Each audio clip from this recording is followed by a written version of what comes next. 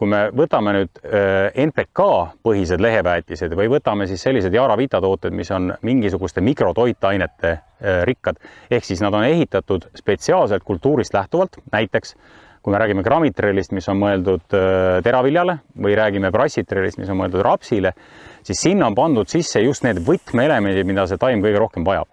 Aga nad on totaalselt erinevalt oma toime poolest NPK väetistest, mida meil näiteks on valikus Universal Bio või on siis ka Crystalon Special ja Crystalon Special Plus ehk siis 18, 20.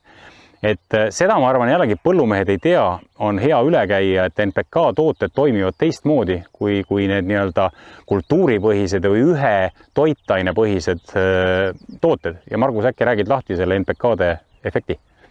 Jah, see NPK kasutamine tõenäoliselt on läinud järjest nagu populaarsemaks, et siin põllumeestel mitmel on selline suur kanister on kuskil töökoja nurgas, kus ta siis põhimõtteliselt topsikuga iga kord paneb sinna pritsi, kui ta põllul läheb.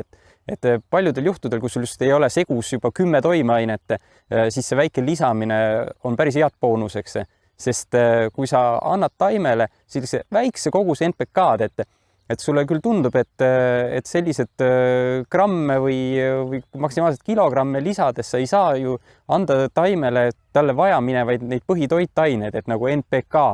Aga siin ei olegi üldse küsimus sellest, et sa toidaksid selle lehe kaudu selle taime ära.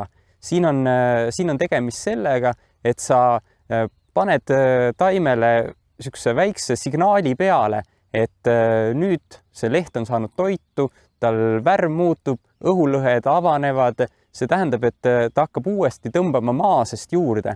Ehk siis selle vees lahustuva NPK efekt ei ole mitte see, et me ei anna talle toitaine vajadust, vaid me anname selle signaali, et hakka tõmbama juurtega maasest välja seda toitainet, mis sinna antud on.